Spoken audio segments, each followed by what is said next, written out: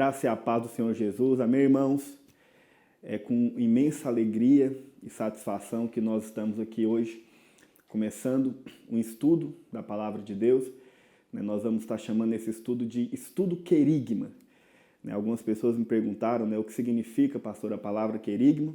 A palavra querigma é uma palavra grega que foi usada nas Escrituras, que nos fala de proclamação. O que significa a palavra querigma? Ela significa proclamação, significa proclamar.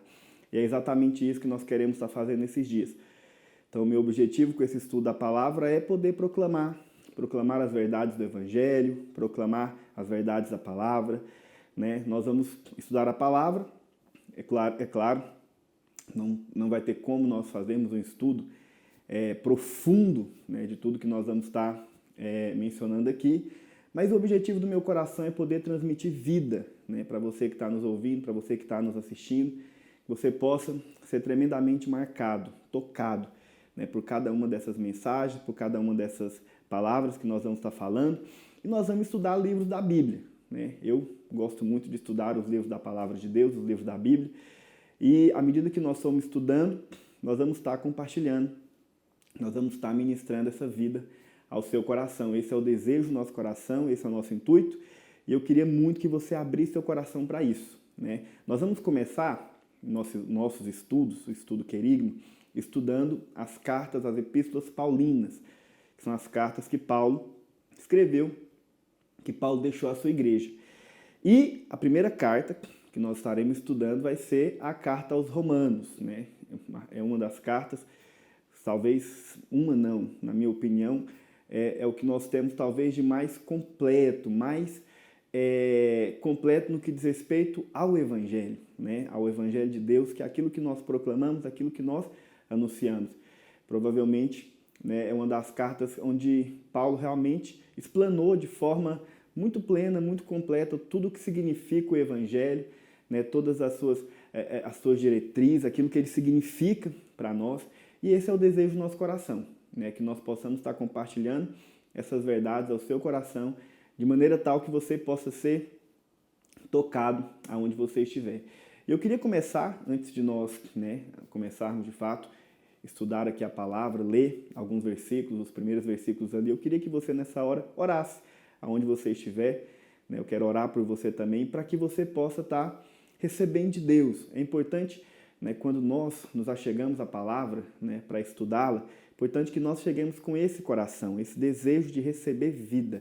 Eu sei que muitas vezes nós queremos apenas o conhecimento. Há pessoas que elas buscam sempre o mero conhecimento, querem tirar suas dúvidas e muitas vezes as suas conclusões acerca de tudo que está escrito. Mas é muito importante que ao chegar à palavra de Deus, você chegue buscando vida, revelação, entendimento, porque é isso que a palavra de Deus nos dá, ela nos dá vida. E eu queria que nessa hora você orasse por isso, clamasse ao Senhor para que Ele pudesse falar com você. Vamos orar. Pai, em nome de Jesus, eu gostaria, Deus, quero nessa hora orar pela vida de cada um dos meus irmãos, cada um dos irmãos que estão nesse momento nos vendo, nos assistindo, está nos ouvindo também. Pai, eu oro para que o Senhor nos conceda espírito de sabedoria e de revelação no pleno entendimento da Tua palavra. Pai, que as Tuas verdades, ó Deus, que nós estaremos compartilhando nesses dias, elas possam ser traduzidas, ó Deus, ao nosso espírito, por meio de revelação, com vida, e que através dessa palavra nós sejamos transformados, nós possamos ser tremendamente edificados. Pai, eu oro para que a luz venha sobre nós nesses dias, a Tua luz, que os nossos olhos espirituais possam se abrir de forma tal que nós venhamos ser transformados pelas Tuas verdades. É assim que nós oramos, é assim que nós cremos, em nome de Jesus, amém, aleluia, glória a Deus. Bem, irmãos, como eu estava dizendo para os irmãos, nós vamos começar então lendo e estudando a carta aos Romanos. E uma das coisas que eu gosto muito nessa carta, como eu estava falando para os irmãos, é que essa é uma carta que Paulo traz de uma forma muito plena, muito completa, o que significa e os detalhes do Evangelho de Deus, que tem a ver com a nossa plena salvação e também com o seu propósito eterno. Muitas vezes nós é importante que nós tenhamos esse entendimento, né? O que significa o propósito eterno de Deus, qual o propósito eterno que Deus tem para nós, mas também é importante que nós saibamos o que significa essa plena redenção, essa plena salvação de Deus. E Paulo explica isso de forma muito contundente nessa carta. E o objetivo que ele tinha, obviamente, ao escrever a carta, essa carta aos Romanos, era exatamente esse. Era apresentar de forma completa o Evangelho de maneira tal que aqueles que estivessem ali, né, lendo essa carta, aqueles que estivessem recebendo essa verdade, eles pudessem compreender. Mas é uma carta, né, que ela é importante o nosso estudo, é importante que nós nos acheguemos a ela com o espírito, né, de oração, porque, de fato, ela é muito profunda. São apenas 16 capítulos, mas você não tem ideia da profundidade, você não tem ideia da riqueza que é contida aqui nesses 16 capítulos. E é exatamente isso que nós vamos estar tratando nesses dias. E antes de nós entrarmos, né, eu quero fazer uma breve explanação aqui, né, um breve resumo, talvez, de como que Paulo coloca isso, né, de forma, a maneira que ele coloca, a forma que ele apresenta. E a carta, então, Paulo começa ela aqui no capítulo 1, nós vamos estar fazendo uma pequena introdução hoje. Paulo começa então falando, explicando o que significa o Evangelho de Deus, né? O que significa, né? Qual que é a fonte do Evangelho, do que se trata, né? Paulo fala então desse Evangelho, ele explica o que é esse Evangelho, e ele fala que ele não se envergonha desse Evangelho, e que ele vai pregar e anunciar esse Evangelho, ele vai proclamar, como eu tenho dito para os irmãos, ele vai proclamar esse Evangelho. E, depois disso, Paulo, ali no capítulo 2, ele começa a mostrar o porquê desse Evangelho. Porque é interessante Paulo falar dessa forma. Por quê? Porque é aquela coisa, se você quer saber o porquê que você precisa de algo, porquê que você necessita de algo, você precisa então de saber as razões disso. Então Paulo coloca. E é por isso que, a partir do capítulo 2 até o capítulo 3, Paulo então fala a razão. Ele fala, olha, o homem precisa do Evangelho. O homem precisa do poder do Evangelho, porque o homem está debaixo de condenação. E por causa dessa condenação, da qual o homem se encontra, ele precisa do Evangelho na sua vida. Então Paulo fala sobre a condenação em todos os aspectos, de maneira tal que ele abrange todos. Né? É interessante que ele vai colocando ali de forma, ele vai colocando de forma tal que ninguém escapa. E é exatamente a conclusão que nós chegamos no capítulo 3. No capítulo 3, Paulo deixa claro, olha, todos pecaram e precisam de Deus. Todos pecaram e destituídos estão da glória de Deus e necessitam de Deus. Mas é interessante, porque ali mesmo no capítulo 3, depois que Paulo condena toda a humanidade, ele então entra com um mas. Eu costumo dizer que esse mas é poderoso. Né? Você sabe, o mas, quando nós usamos ele, geralmente você usa o mas para você um pouco meio que desconsiderar tudo que você falou antes. Não é desconsiderar, mas mostrar que de alguma forma aquilo, anular um pouco aquilo. Vou dar um exemplo para você. Então, por exemplo, você está lá pedindo perdão para alguém, né? E você está arrependido e você reconhece que você errou, mas de repente você entra com mas. Né? Aquele mas é ruim. Por quê? Porque você se arrependeu em determinado momento, mas depois você falou mas. O mas desconsiderou, anulou. E é interessante porque esse mas de Paulo, ali no capítulo 3, é o mas do bem. Por que eu digo que é o mas do bem? Porque depois que ele fala que a humanidade está toda debaixo de condenação, ele entra com esse mas. Ele fala, mas mesmo diante de tudo que aconteceu, eu quero falar para você, eu quero dizer as boas novas para você. Que boas novas que é essa, Paulo? A justiça de Deus se revelou do céu. E quem que é a justiça de Deus? Cristo.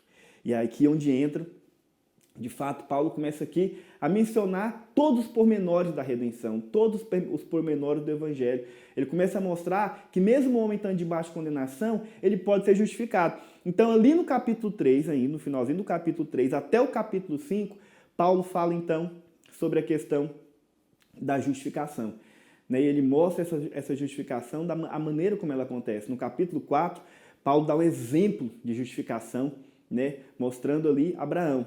E ele mostra, através da vida de Abraão, que o homem ele pode ser justificado pela fé, porque o próprio Abraão foi justificado pela fé.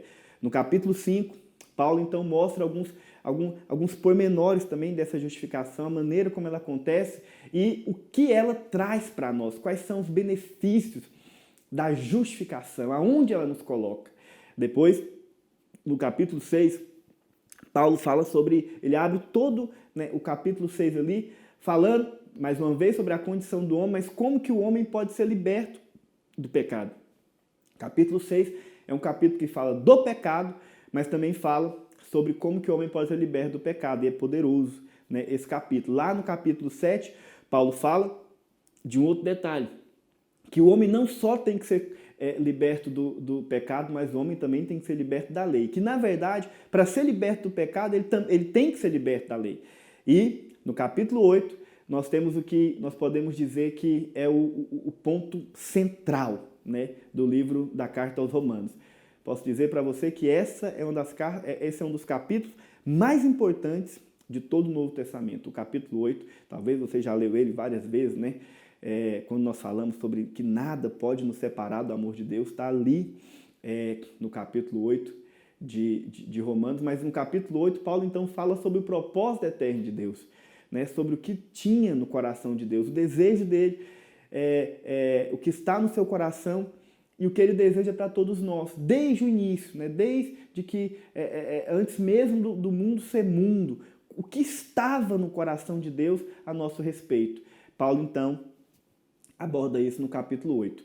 E aí nós chegamos, talvez, nos capítulos que a maioria das pessoas tem até medo de estudar esses capítulos, né, devido a tratar de assuntos que muitos consideram tão profundos, difíceis de compreensão, mas nós vamos falar deles aqui também, acho que é importante, né, que são os capítulos 9, 10 e 11. Os capítulos 9, 10 e 11 de Romanos são os capítulos que nós podemos dizer, vamos dizer assim, de entendimento. É necessário que nós estudemos eles com calma.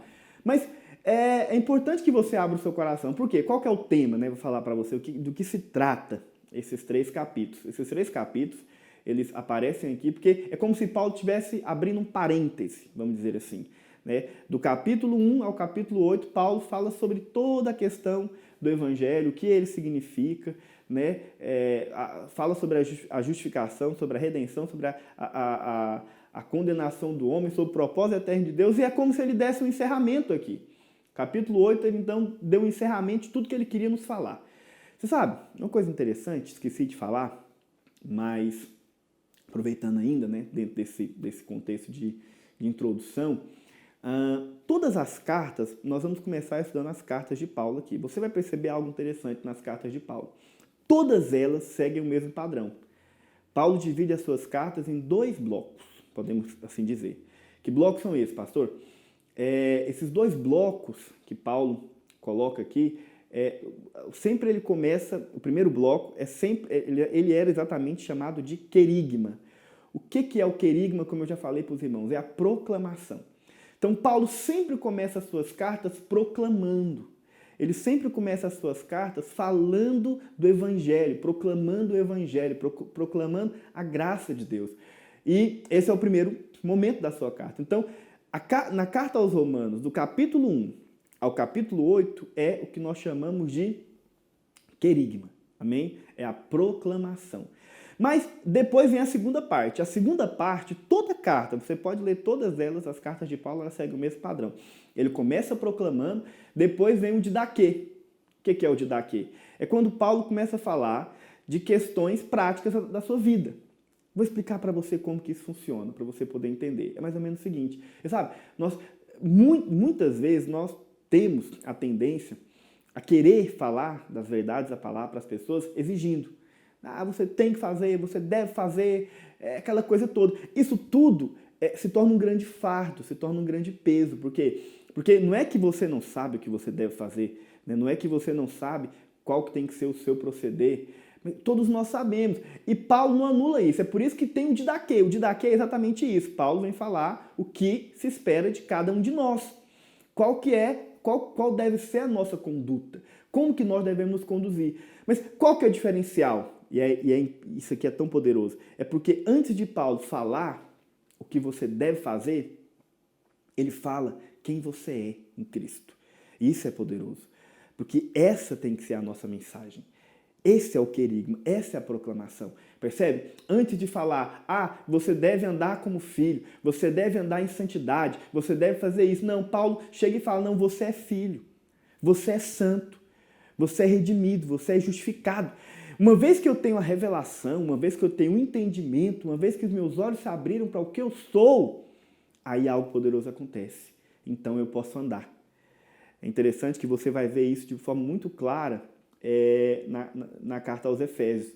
Quando você pega a carta aos Efésios, né, você abre ela ali nos primeiros capítulos, Paulo então começa falando quem você é, aonde você está. Ele fala, nós estamos assentados com Cristo nos lugares celestiais. Então Paulo coloca você numa posição.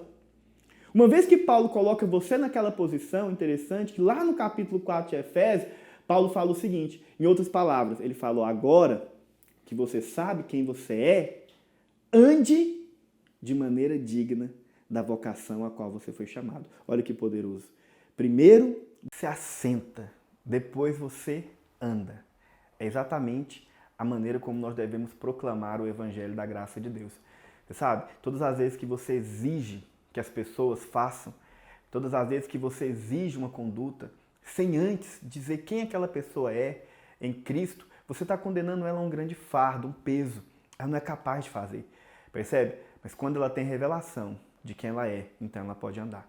Então, primeiro nós temos revelação de quem nós somos. Sabe por que eu posso andar como filho? Porque eu sou filho. É diferente. É diferente de você falar para a pessoa que ela deve fazer quando você vira para ela e fala, você pode fazer. Você pode fazer porque você é filho. Você pode fazer porque você é santo. Você pode fazer porque você é justificado. Aleluia. Glória a Deus, que poderoso. E aí, então, como eu estava dizendo, a segunda parte é o didaquê. O didaquê, então, é a nossa conduta, a maneira como nós devemos nos conduzir. Então, Paulo explica isso de forma muito clara. Então, na carta aqui aos Romanos, do capítulo 1 ao capítulo 8, nós temos a proclamação. Só que aí é interessante porque o didaquê começa no capítulo 12. Do capítulo 12 ao 16, nós temos então o didaquê, ou seja, Paulo começa a falar de coisas práticas, não apenas na nossa vida, mas também na vida da igreja, na vida em sociedade, na vida em comunidade, enfim, como que deve ser o proceder cristão. E aí entra aqui 3 capítulos, que são os capítulos 9, 10 e 11, eles ficam meio que ali no meio. Então é como se Paulo estivesse abrindo um parêntese. Pastor, que parêntese que é esse? O que significa esse parêntese? Paulo, então, abre um parêntese para falar acerca da eleição. Então aqui nesses 3 capítulos nós temos toda a questão da eleição, né? E Paulo explica isso de forma tão clara, tão plena, tão poderosa, né? Se eu fosse você, não perderia esse dia, porque com certeza Deus irá abrir os seus olhos de maneira muito profunda, né? Algumas pessoas têm medo de falar sobre a eleição, predestinação, ou coisas parecidas, mas eu particularmente acho isso tão lindo, tão bonito, né? Chega a ser até poético, podemos dizer assim, falar sobre essas coisas, falar sobre você ter sido escolhido, sobre você ter sido eleito, né? Deus te escolheu antes da fundação do mundo. Olha que coisa poderosa.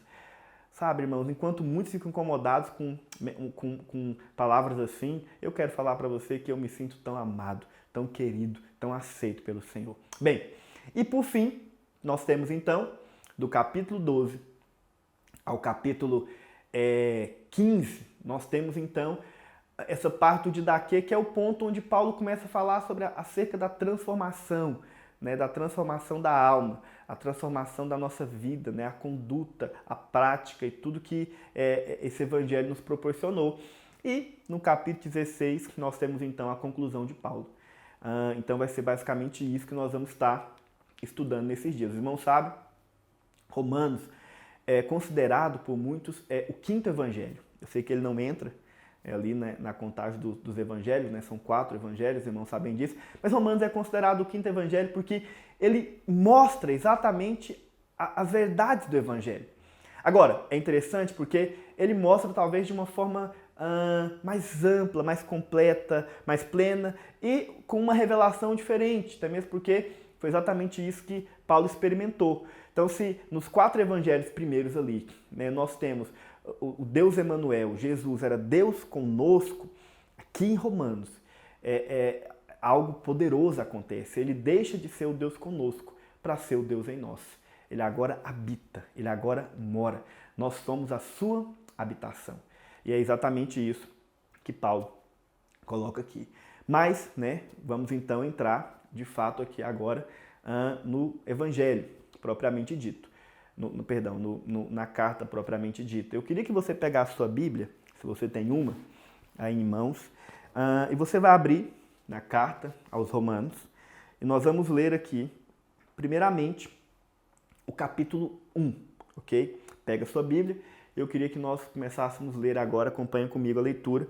Paulo diz assim: Paulo, servo de Jesus Cristo, chamado para ser apóstolo, separado para o Evangelho de Deus, o qual foi por Deus outrora prometido, por intermédio dos seus profetas nas Sagradas Escrituras, com respeito a seu filho, o qual, segundo a carne, veio da descendência de Davi e foi designado, marca essa palavra aí, Filho de Deus, com poder, segundo o Espírito de Santidade, pela ressurreição dos mortos, a saber, Jesus Cristo, nosso Senhor, por intermédio de quem viemos a receber graça e apostolado por amor do seu nome, para a obediência por fé entre todos os gentios, de cujo número sois também vós chamados para serdes de Jesus Cristo, a todos os amados de Deus que estáis em Roma, chamados para serdes santos,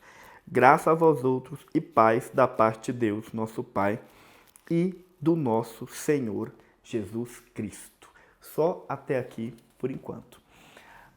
Então aqui nós temos Paulo abrindo essa carta para nós. E como eu disse, o capítulo 1, ele fala sobre o Evangelho de Deus. Paulo então começa a falar sobre o que é o Evangelho de Deus. Mas antes de falar do Evangelho, Paulo se apresenta. E a apresentação de Paulo, ela já é assim, por si só, algo fenomenal, poderoso. Paulo começa então dizendo: Paulo, servo de Jesus Cristo, chamado para ser apóstolo, separado para o Evangelho. Você sabe, é interessante, mas Paulo então, ele começa se colocando como alguém que era servo. Ele começa se chamando de servo. E você sabe, a palavra servo aqui no original é literalmente a palavra escravo. Paulo se coloca como alguém que era escravo. E ao se colocar como alguém que era escravo, você sabe, no contexto em que Paulo escreveu essa carta, o que era um escravo? O escravo era um prisioneiro. Então, geralmente, escravos eles eram prisioneiros ali dos seus senhores. Então, Paulo se coloca nessa posição. Eu sou escravo. Escravo de quem? Escravo de Cristo. Escravo do Evangelho. Significa, em outras palavras, Paulo está dizendo: eu não tenho vida para mim mesmo. Eu não vivo para mim. Eu não tenho vida própria. E por que eu não tenho vida própria? Por quê? Porque eu fui separado. Eu fui chamado. Você sabe, Paulo tinha o seu chamado, o seu ministério. Paulo tinha aquilo que ele acreditava ali como aquilo para o qual ele havia sido chamado, como algo do qual ele não podia fugir. E a verdade é essa. Você sabe, quando você é chamado por Deus, quando você é separado para o Evangelho, acredite em mim, não há como fugir. Não há como correr. Você sabe, Paulo fala que ele não se envergonhava desse Evangelho, ele tinha amor por esse Evangelho. Nós vamos ver, através dessa carta, como Paulo amava aquilo que ele pregava, aquilo que ele ensinava, aquilo que ele estava anunciando. Por quê? Porque ele se via como um escravo. Ele se via como alguém que havia sido aprisionado. E é exatamente essa a sensação que nós temos. Alguém pode dizer: pastor, mas o Senhor não nos libertou? E de fato, isso é uma verdade. Nós somos libertos. Mas sabe uma coisa interessante sobre você ser escravo? Porque a palavra colocada aqui é a palavra doulos.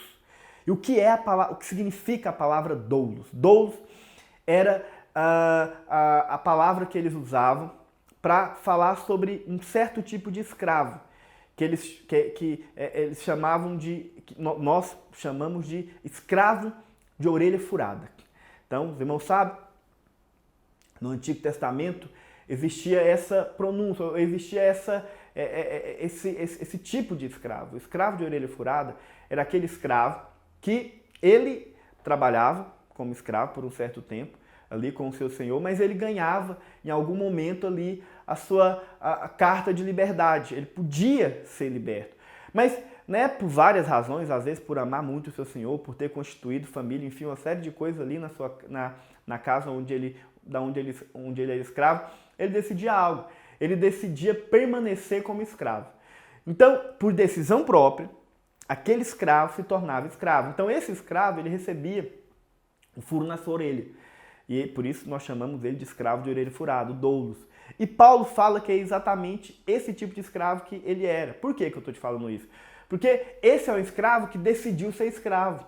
Ele não é escravo porque ele é obrigado a ser escravo.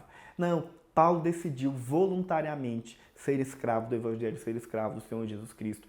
Entende o que eu estou falando? É exatamente essa a imagem que Paulo tinha de si mesmo e provavelmente tem que ser também a imagem que nós temos que ter de nós, como alguém que fomos chamados para o Evangelho, como alguém que não pode fugir. Eu costumo dizer isso para algumas pessoas, né? Você quer saber se você tem um chamado ou não da parte de Deus? Você quer saber se Deus te chamou ou não você? Tenta fugir do seu chamado. Sabe por quê? Eu falo isso porque não tem como. Todas as vezes. Quem foi chamado de fato é um escravo de orelha furada, ele é atraído por isso. Ele é prisioneiro daquilo. Não tem como você correr. Não tem como você fugir. Não, sabe, eu falo isso porque por vezes eu tentei fugir do meu chamado. Por vezes eu tentei fugir daquilo para o qual Deus havia me chamado, mas não teve jeito. Ele me atraiu. Ele me chamou. Ele me aprisionou. Então Paulo tinha exatamente essa imagem. É a imagem que nós temos que ter também de nós. Mas depois que Paulo fala que ele era servo, ele era um escravo, Paulo também coloca-se aqui como apóstolo. E você sabe, a palavra apóstolo também, ele coloca ela aqui como um título ao qual ele carregava. Por quê? Porque era assim que Paulo se via. Se por um lado Paulo era escravo do Evangelho, escravo de Cristo, por outro lado ele era apóstolo. Porque a palavra apóstolo significa enviado. Paulo era alguém que se tinha como alguém que havia sido enviado. Interessante, como eu disse para os irmãos, ao estudar as cartas paulinas, ou estudar, na verdade, todos os livros da Bíblia, é importante você tentar enxergar ali de forma cultural, né? Porque ela foi escrita em um determinado momento, numa determinada cultura, e essas coisas também são importantes. Por que Paulo usa o termo apóstolo? Porque esse era um termo muito conhecido, principalmente pelos romanos. Os grandes imperadores romanos, eles usavam seus apóstolos. Então, o que era um apóstolo? Um apóstolo era alguém que ele era enviado, ele era um representante. Então, sabe, os grandes imperadores não podiam fazer todas as suas viagens diplomáticas e, uma vez que ele não podia fazer todas, era muito comum ele enviar apóstolos no seu lugar. Então, imperadores, né, como César, vamos dizer assim, ele enviava um apóstolo, ele enviava o seu enviado. Aquele apóstolo que ele enviava era um representante legal. De maneira tal que, quando ele falava, era como se o imperador estivesse falando. Era como, vamos supor ali, que César estivesse falando. Então, Paulo se tinha como alguém assim. Ele era um apóstolo. Em outras palavras, eu sou um representante de Deus. Deus me chamou, eu sou escravo dele, mas eu também sou apóstolo, eu sou representante. E uma vez sendo representante, eu estou aqui para falar da parte dele. Aquilo que eu falar é Deus falando através de mim. Olha que coisa poderosa. Olha como Paulo se via, como Paulo se enxergava. Alguns podem dizer, mas isso é arrogância, soberba. Não, Paulo só entendia que ele havia sido chamado. E ele sabia que Deus o havia colocado naquela posição. Deixa eu falar algo para você que está me ouvindo. Talvez você é líder de uma célula, você é um discipulador, você tem uma posição de liderança. E muitas vezes o diabo tenta te acusar. Muitas vezes o inimigo tenta, falar para você, mas de onde que vem sua autoridade? Até as pessoas questionam. Quero falar algo para você poderoso. E sabe, se você está onde você está, se você foi colocado na posição que você foi colocado, porque você foi chamado por Deus, Deus te colocou aí, meu amigo, deixa eu falar para você, você é um representante de Deus. Você é um representante, você é líder de célula. Quando você vai na sua célula, você tem que se enxergar assim, eu sou um representante, eu sou um apóstolo do Senhor. Ele me enviou a essa célula para trazer o Evangelho, para ministrar, para falar das boas novas, e a autoridade que eu tenho foi Ele quem me deu. Sabe, é poderoso você se enxergar dessa forma. Eu falo isso porque, acredite em mim, Mas muitos líderes, pastores, enfim, pessoas que têm posição de liderança, muitas vezes eles ficam acusados, porque as próprias pessoas ficam questionando sua autoridade, ficam questionando a posição que ele tem, ou quem colocou você nessa posição, quem te instituiu rei sobre nós, ou coisas parecidas com isso. Deixa eu falar para você, não se preocupe, fique em paz, porque foi o Senhor quem te chamou. E se o Senhor te chamou, Ele conferiu a você autoridade. Você é um representante legal dele, para falar da parte dele, aonde você estiver. Se veja dessa forma. E acredite, sabe? Se pessoas se levantarem contra você, contra autoridades que Deus levanta, se levanta contra o próprio Deus.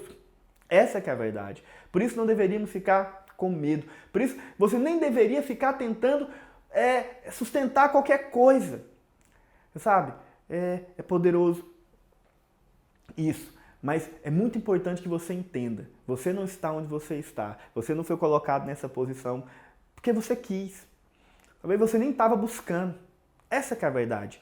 Sabe? Eu não estava procurando ser pastor. Eu não saí em busca, eu quero ser pastor. Na verdade, eu nem queria. Nem desejava. Nem era algo que estava, nem pensava nisso. Mas Deus me chamou. Uma vez que Deus me chamou, Ele me conferiu a posição, mas também me conferiu a autoridade para ocupar tal posição. Percebe o que eu estou falando? E essa autoridade, ela não vem de mim, ela vem de Deus. Essa que é a verdade. E é por isso que eu não tenho que sustentar nada disso, no sentido de que eu tenho que sustentar com a minha força. Eu tenho que provar que eu sou. Eu tenho que mostrar qualquer coisa. Deixa eu falar para você, se Deus colocou você num lugar, você não tem que provar nada para ninguém. Você não tem que mostrar nada para ninguém. Essa que é a verdade. Sabe? Estava ouvindo isso do meu pastor esses dias, pastor Naor, e ele falou uma coisa poderosa. Não esqueça. Ele estava falando exatamente sobre isso, né? Sobre um momento, existe um momento ali na vida de Davi. Os irmãos sabem, Davi foi um grande rei que Deus chamou, Deus colocou. E acredite em mim, deixa eu falar para você, você não foi colocado na posição que você está, pela quantidade de acertos que você teve, nem pela quantidade de erros que você cometeu. Acredite em mim, Deus não nos escolhe baseado nisso. Deus não escolhe você baseado na quantidade de erros ou de acertos. Deus não escolhe você porque você é ou porque você deixa de ser. Entende o que eu estou falando? Deus simplesmente nos escolhe. Não sabemos a razão, não sabemos o porquê, não sabemos. Mas uma coisa eu posso garantir para você. Deus não nos escolhe baseado no que nós somos. Essa que é a verdade. Se você for olhar os grandes homens que Deus levantou, você vai perceber que a grande maioria deles provavelmente não podia estar onde está. Não, sabe, o próprio Paulo, os irmãos sabem por que Paulo tinha que se colocar dessa forma. Porque o próprio Paulo havia sido, antes de um proclamador do Evangelho de Jesus Cristo, antes de ser um escravo, antes de ser um apóstolo, Paulo perseguiu o crente. Então, de alguma forma, você percebe que o currículo de Paulo era manchado. Né? As pessoas, ao verem falando, podiam falar, mas quem é você? Ontem você estava prendendo os crentes, ontem você estava perseguindo o evangelho, ontem você estava matando crentes, agora você aparece aqui querendo pregar, querendo falar. Sabe, é por isso que eles colocavam, eu não estou aqui porque eu escolhi estar aqui. Eu estou aqui porque o Senhor me chamou. E o Senhor que me chamou me enviou. E hoje eu estou aqui com a autoridade que Ele me deu. Você sabe como eu estava falando, Davi foi um grande rei. Um rei que Deus levantou. Mas ele não era um rei, como que eu posso dizer, com tantos acertos assim. Se você for olhar a vida de Davi, você vai perceber que Davi tinha muitos erros. É verdade. Mas nenhum deles tirou Davi de onde ele realmente havia sido colocado por Deus. Porque Deus o havia colocado, Deus o havia chamado, Deus o havia conferido tal posição. E ele sabia disso. E é interessante porque há um momento na vida dele onde a autoridade dele começa a ser questionada. E a autoridade dele começa a ser questionada por quem? Pelo filho dele. Talvez nada pior do que isso. E provavelmente a autoridade dele foi questionada pelo filho. Provavelmente não, se você for olhar a Bíblia você vai ver isso. A autoridade dele foi questionada por Absalão. Por quê? Porque Davi havia cometido alguns erros. E Absalão, ao ver os erros que Davi havia cometido, ele começou a questionar a autoridade, a liderança do pai. Mas você sabe, é interessante porque Davi em nenhum momento tenta provar nada para ninguém. Ele não tenta provar nada para o filho. Ele não tenta provar... Eu estava lendo um livro uma vez, esse livro é muito bom, aconselho você ler. Esqueci o nome do autor do livro. O nome do livro eu sei, depois eu vou ver No próximo vídeo eu posso estar trazendo para você dar uma olhada. Chama Perfil de Três Reis. Esse livro é muito bom. E eu estava lendo uma vez esse livro, achei interessante, que o livro ele monta meio que diálogos, né, entre três reis na Bíblia: Davi, Saul e Absalão. E há um momento no livro interessante, que é o momento onde Davi estava prestes a ser invadido, né? Absalão ia tomar o trono.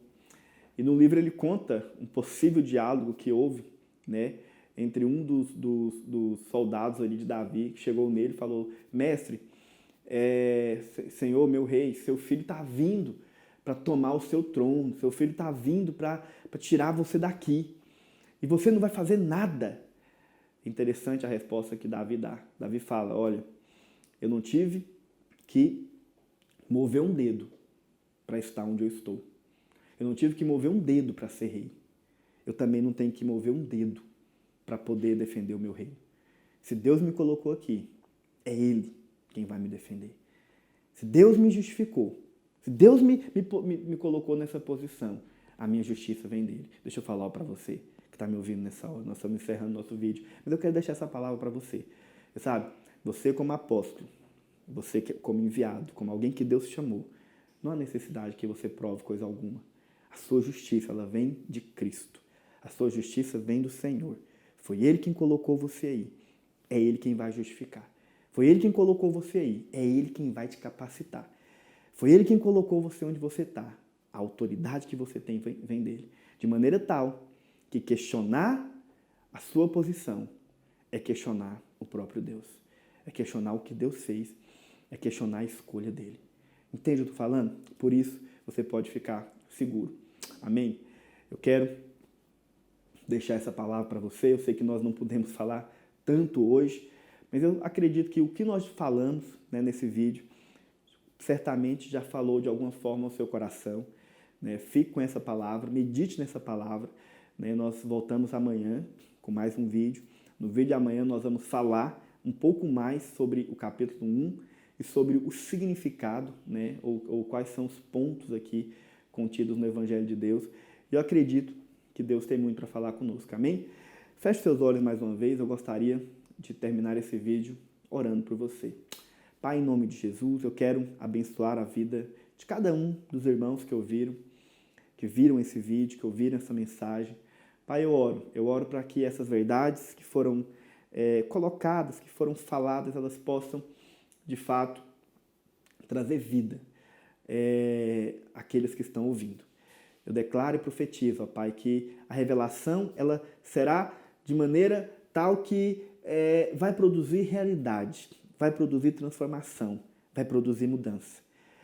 Agradecemos por esse tempo e cremos que o Senhor tem muito mais para falar conosco. Em nome de Jesus, amém. Que Deus abençoe a sua vida, que Deus abençoe a sua casa, a sua família, e nós nos encontramos amanhã no próximo vídeo. Deus te abençoe.